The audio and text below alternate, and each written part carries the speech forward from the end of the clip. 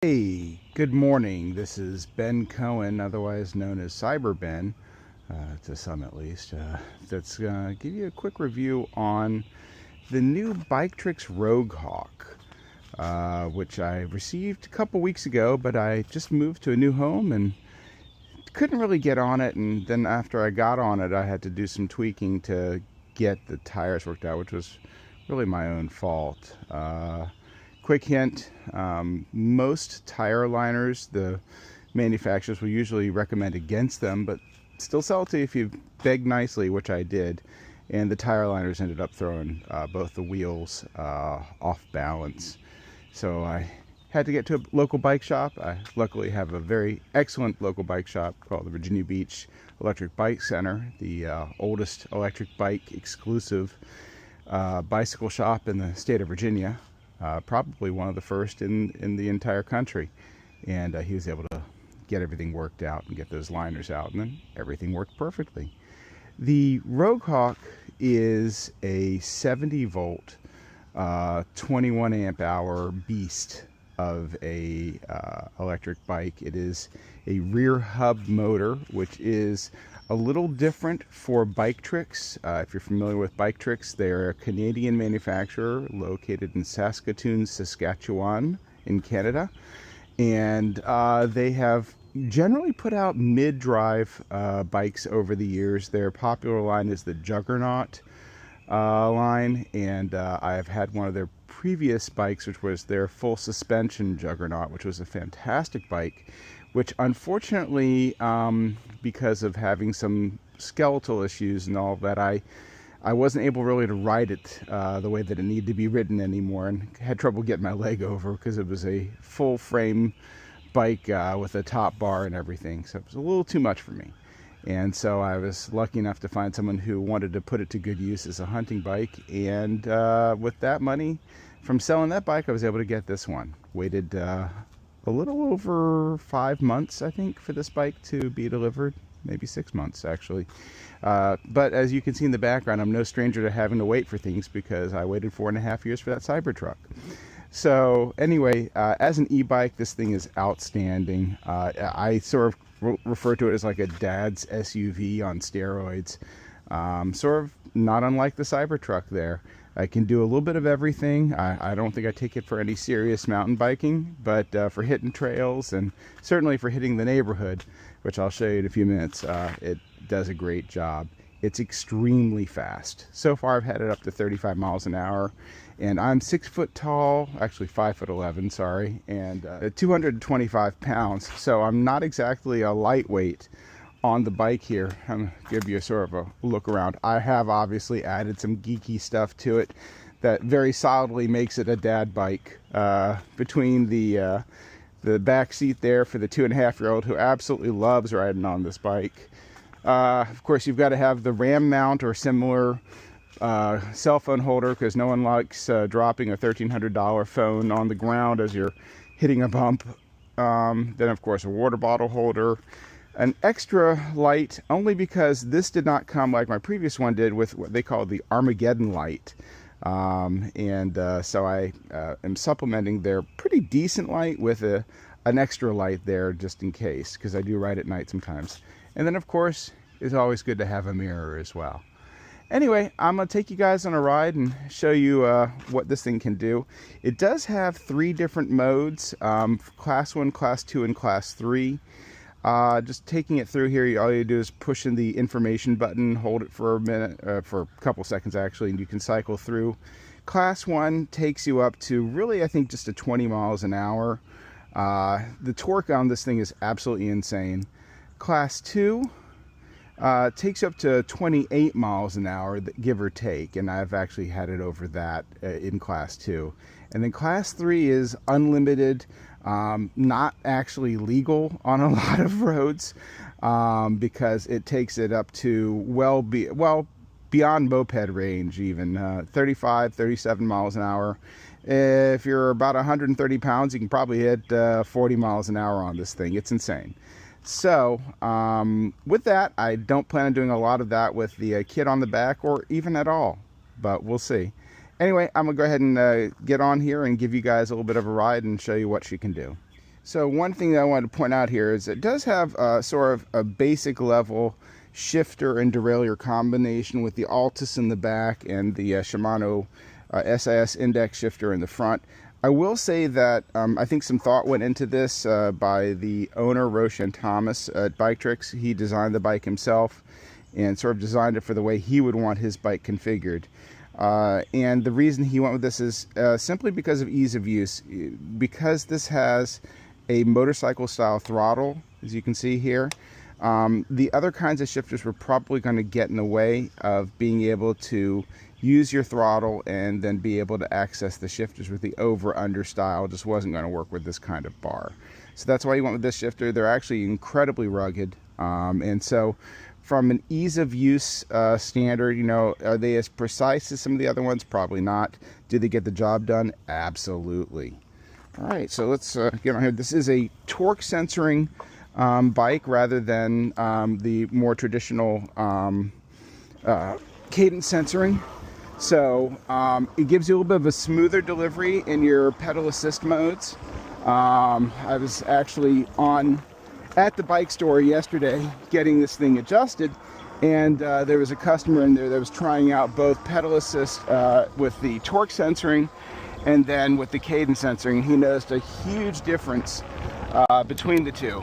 So obviously good to know. Now I'm in PAS 1, which is the lowest setting that it has, and it's tough to go slow in this bike. I will be honest with you. You can out pedal, or I should say it can out mode the pedaling pretty quickly. And I'm going all the way up here to 7, and I'm still putting relatively little effort in, going 17 miles an hour and using about 430 watts. I will say that I'm in class 2 there, so if I switch to there's class 3, and I'm gonna go back to class 1, and we'll see what class 1 does by comparison to see how it affects the amount of energy that's being put out there. So now I'm in class 1, and it does allow you to slow down a little bit, not by a whole lot, but at least by enough that, you know, you don't feel like you're gonna get in trouble.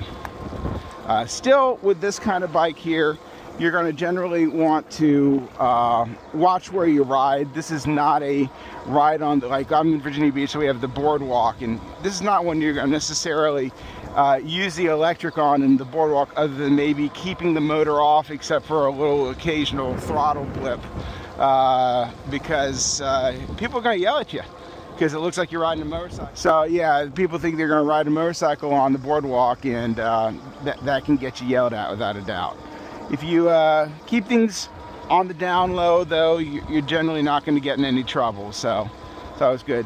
Now, I can tell you that since I had my wheels balanced, it's a relatively smooth ride considering the big knobby tires. I opted to not get what it normally comes with, which is the mountain bike tires, which are about a 3.25 inch sort of off-road with good center line kind of tire. I opted for the 4-inch tires because I like the fat tire approach to things.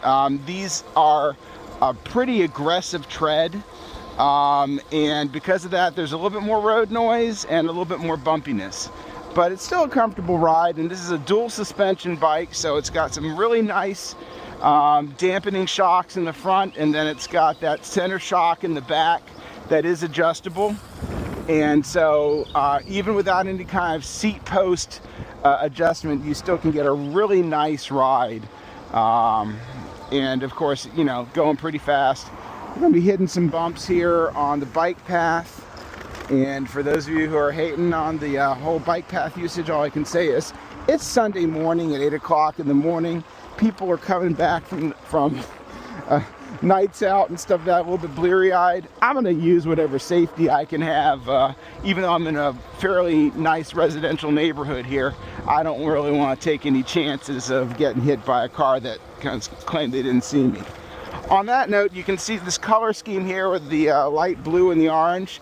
If you can't see me, you're probably not looking, but they're coming across here now. I can tell you that It's nice, smooth. The riding style is a relaxed up style. I'm gonna go ahead and go over to the road here because there's enough pedestrians here to make it so that I have to balance between my safety and theirs, and I'm gonna pick theirs, which is a little bit odd, I know. But just very, very stable platform, lots of power. And then, so let me show you what we're talking about when we talk about power. We're currently going about 17. I'm in PAS1 Class 1. I'm gonna go ahead and blip the throttle. And I've stopped pedaling, but just to show you where it will go. Now, because I'm in PAS1 Class 1, it's gonna max out here around 22 miles per hour. But I'm gonna show you in a bit that it can go a lot faster than that.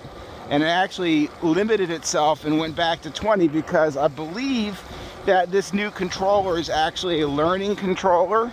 So it will actually see what's going on there and modify the actions. So I'm gonna go ahead, I'm gonna put it up to class 2 now and go ahead and hit the throttle again. And now you can see we're going a lot faster. And now we're going up to 28, 29, 30 miles an hour, still in class 2. I would imagine it's going to actually throttle down a little bit. It's going to realize it's going over the setting. You can see it's actually throttling down. I'm not encountering any, additional resistance on the road. So it's trying to get back to that 28 mile per hour standard, but even at 28.8, 28.6, still staying within the class 2 designation. So now we're going to come around the corner here in a minute, and I'll give you some class 3. Now class 3, as I will remind you, not really supposed to be on public roads doing it, but just for the sake of documenting science here. So now we're in class 3, and I must have done something wrong. It turned itself off. That's interesting. So find out what's going on there. Okay, well, to be continued. I'm going to pull over and see what's going on. Someone tells me I probably have to restart it because it didn't like what I was doing in some way. So we'll see. Okay, so now we're back on, and I didn't even have to pull over. I just pedaled for a minute and turned the bike off and turned it back on, and it reset itself. So something I was doing it didn't like. It could have also been where the controller might have given it a timeout if it didn't like the inputs. So now we're on class 3, PAS1 still, and we're going to see what it'll do as a max speed as I take a left-hand turn here and go down another relatively quiet road that we will proceed to bomb. All right, and you can see how fast we can go. 27, 28, 29, 30, 31, 32, 33, 34.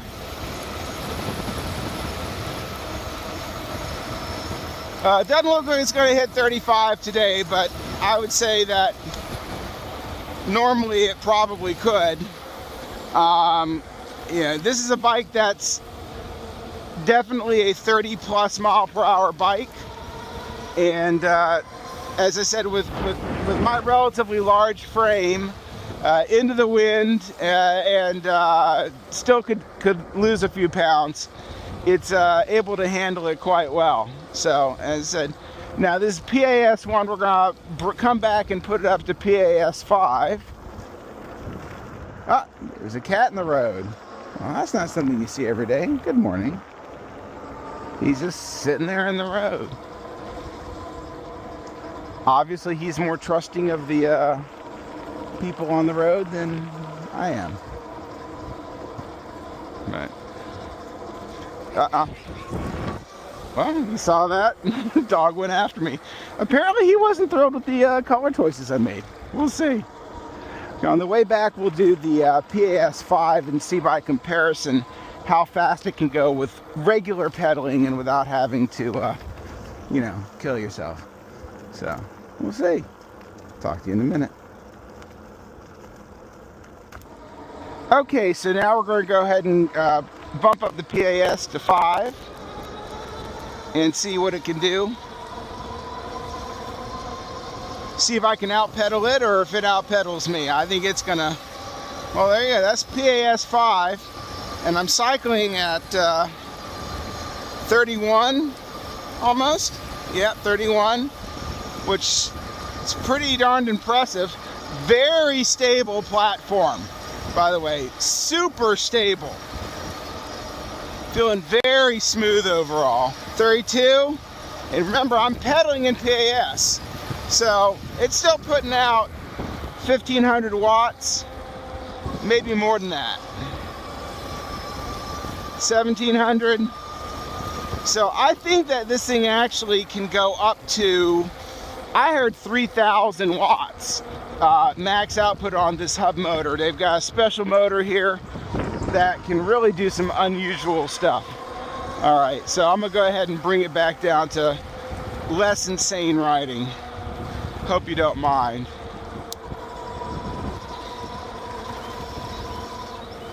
It's still pretty insane, pretty invigorating.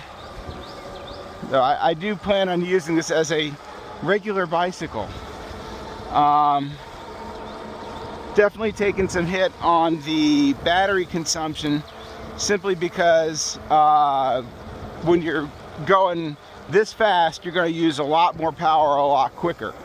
But you know, the range on this bike should be a solid, you know, 25, 30 miles, something like that. And just so you see here, I haven't charged it since I got it. It came with, I believe, 4 miles on it because they wanted to test and make sure it was okay before they sent it. So this was one of the first ones, I believe, that was shipped to the United States from Saskatoon, just, you know, a number of days after they received their first batch from China. So, you know, as I said, this was a custom configuration for me, and they did a nice job. The problem, I think, with the liners, by the way, was when you deflate the tires, and they had to deflate the tires for shipping because they actually shipped it to me by FedEx by air. So it was just like 2-day shipping. And I think that when the tires were mostly deflated, I think those liners started moving around. But I think those liners could be a lot of problems anyway. From the different bike dealers I've talked to, they're like, yeah, they're really more trouble than they're worth. Except if you like live in Texas or Arizona or rural parts of Canada and all that, they probably become a lot more important, simply because you've got a lot more stuff that's coming at you, like thorns and cacti and things like that, that'll go right through even a pretty safe bike tire. With, you know, I've heard about stuff even going through the Kevlar lined ones, which I think that my next tires probably would be the Kevlar ones. But the truth is, here in Virginia Beach, you know, Virginia, we don't have that kind of stuff by and large. We have these burrs that you can hit when you're riding through the dunes out towards the Outer Banks and all that, and those can knock out a tire pretty quickly. So, you know, probably stay away from that. But for normal riding on the streets, I don't really think it's much of an issue. And you can get by with regular, you know, normal, good quality tires. These are good quality tires. I have to check and see what brand they are, but I think they're was it a Changyang or something like that, that just about everybody uses. Almost everybody's using primarily Chinese tires. And they tend to be pretty reliable these days. Back in the old days, they weren't. And so you heard a lot of bad mouthing about the Chinese tires. These days, they're on top of the game and doing just as well as anybody else. So, you know, you can certainly try to find some tires that are going to come from a different manufacturer and may give you different performance. And there's a lot of them out there. Definitely encourage you to do some research on the tires if you take your riding seriously. And that's, I generally look at people that are, you know, riding in competition, those are the people that are definitely going to be looking at their tires pretty seriously, unless, as I said, you're living out west where you can get some really, really nasty thorns on just a regular trail that will make your day end pretty abruptly. So that's my diatribe on tires. But back to the Rogue Hawk. Really just a phenomenal bike, very comfortable position to ride. I will say that one of the other modifications I made was I bought this on purpose as a medium frame rather than a large frame, because I RV, and the large frame I was concerned was going to be just big enough to be a problem for transporting around. The large frame Rogue Hawk is a big bike. This is a big bike, is the medium. One of the downsides to getting the medium apparently is that it doesn't have a lot of room for your seat post, and so the seat post on this was really quite short, and honestly too short for the bike itself. So you definitely want to try to get a longer seat post. Of course, what you can do, what we did, we ended up just taking a longer seat post and getting a hacksaw and cutting it down, and so it ends up fitting me just about perfectly. I'm not sure if I have any shorter friends that want to try it out, if they're going to be real happy with my choices, but I didn't buy the bike for them. I bought it for me. And so I can ride it. I imagine my wife will probably be able to ride it. You know, once again, as a full high performance step through, you know, you've got the ability to have things adjusted the way you want to and still be able to get on and off pretty easily. For me, that was incredibly important, also because of the fact that I have a kid strapped to the back. Sometimes she's not on here this morning, but you get the idea. You want to make sure you're not dumping your kid out just so you can go for a ride. So I like being able to bring her with me. I like being able to ride with my family, and then I like being able to do this too in my new neighborhood that I'm very excited to have miles and miles of roads like this that I can go down and get a good time. Anyway, I'm gonna go ahead and sign off. I think you've seen a lot about the Rogue Hawk here today.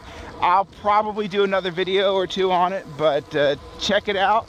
And I do recommend this bike for anyone who wants an enthusiast bike at a relatively affordable price, as configured with the 70 volt, I believe 21 amp hour battery, with the beautiful custom paint job, and you know, quad piston brakes and 7-speed derailleur, and dual suspension. $24.99.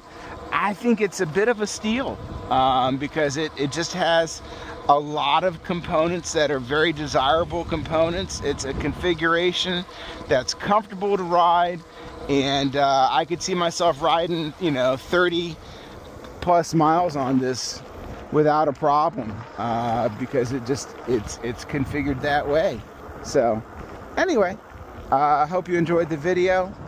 Give me a thumbs up. Subscribe if you want. I'm not sure what my output is, but for this, I just wanted to make sure that you got a little bit of a view of the Rogue Hawk, because there's not a lot out there on it yet. But hopefully you'll get to see some more of this coming up with some other reviewers as well.